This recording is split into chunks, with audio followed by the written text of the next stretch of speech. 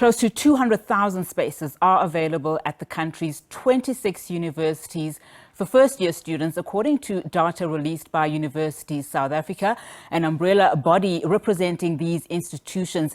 And yet these institutions combined received over 1 million applications for the academic year 2023. Now, in 2022, the Independent Examinations Board had over 12,000 full-time and 945 part-time candidates.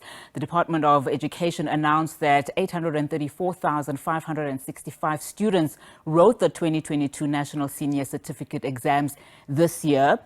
In 2022, that is. Well, many young people are having to make tough decisions about what to do next, given the unfortunate state of the economy and the limited space available at universities. Well, to discuss this and to unpack what is currently happening in that space, we are now joined in studio by Professor Thidziambi Tshivhase-Phendla from the Higher Education Transformation Network. Thank you so much, Prof, for your time this afternoon. Of course, on the one hand, we are celebrating the class of 2022 because if you recall, this is a class that in grade 10, where they were hardest hit by COVID, at the time. And so now they've come out victoriously. I mean, these were really good results from both the IEB and the National Certificate side. But the concern, of course, is, there are many challenges that are facing these young students. And one of those is the capacity at university level. Those numbers that I've just read now, if universities have 200,000 spaces available, what then happens to the over 12,000 students that got very good marks, from the independent schools? And then you have over 850,000 students who also got incredible marks, from the National Senior Certificate. But not all of them are going to go in from a capacity point of view. So what happens to those that cannot go in to universities and those that the Tvet colleges also cannot accommodate? First of all, thank you very much for having me on the SA today. It's quite a privilege and honor. If we were to do the math, it's going to be a steep hill. First of all, according to my statistics, the department indicated that there were 922,000 students who sat for matric examinations. Out of that, 725 were full-time and 109 were part-time. I'm not counting the other 100s. I'm just concentrating on the thousands. Recently, the correct number is 278,815 candidates who got the bachelor. So we are looking at the 778,000 who we don't know where to place. Because besides the fact that you indicated that in 2020 during the COVID, there were 1 million plus students. So we are not even talking about the 1 million plus, we are talking about the 900. It means the other 300 or 400 fell off by the wayside. So it's going to be very difficult. It means what we need to do is either to concentrate on the Tvet. We need to build the capacity of Tvet because South Africa and South Africans believe in degrees. They want their kids to get degrees rather than diplomas. Let me take a sip of water because... And as you take a sip of water, Prof, so the concern then becomes, where does the problem lie? Do we have to build more institutions? Currently, we mentioned 26 universities that have that 200,000 capacities. And we know from the numbers point where those 1 million students want to go to. They're all running towards those top 10 universities. And obviously that then speaks to, the rest of the universities.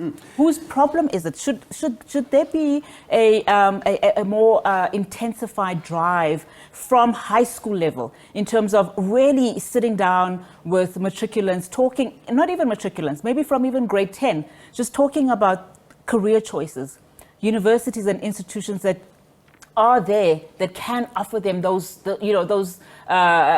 careers that they want, and not only look towards the top 10 as an example, because we are managing with expectations here. It's sad because our system does not promote the vocational skills and occupational skills, while South Africa, it's really looking for qualified skills.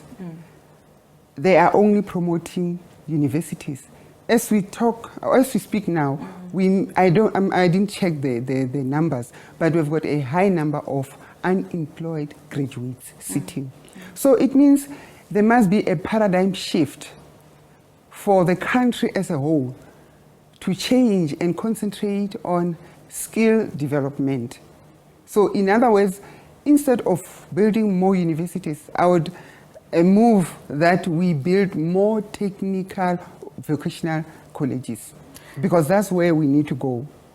And I mean, the Minister of Higher Education also talking about just the status of universities and their readiness for the 2023 academic year, was mentioning, some of the challenges that they still need to address in as far as Tvet colleges are concerned. And I mean, those numbers, again, I think they've got projections for 2030 in terms of the number of learners that they need to get into those Tvet colleges. So when we start then tracing back, just some of the interventions that can be done from a high school level, what are you proposing, from a technical skills perspective, so that we don't find ourselves year in and year out with this kind of problem? Because I can already envision that when the universities open next month, there's going to be more demonstrations, more protests, demand for people to be, let into those institutions, even those that have been rejected, even though they qualify.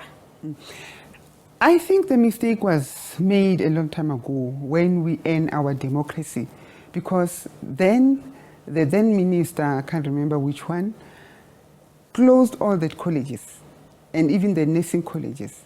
And some of them are white elephants right now as we speak. And with, they're dilapidated and nobody is taking care of them.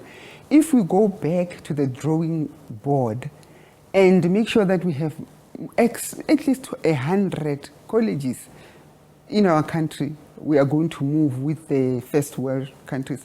For instance, in Germany, they prefer Tvet college, vocational skills, because immediately after that, they just go straight to the job without sitting and theorizing.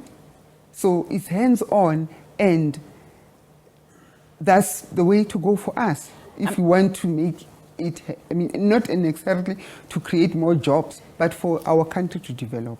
You mentioned that, it would be ideal for this country to have at least about 100 Tvet colleges. We're currently sitting at around 50, which means that surplus of students who would not ordinarily make it in those institutions will then have to get into these 50 Tvet colleges. And we're talking here more than 500,000 students that are already in those institutions.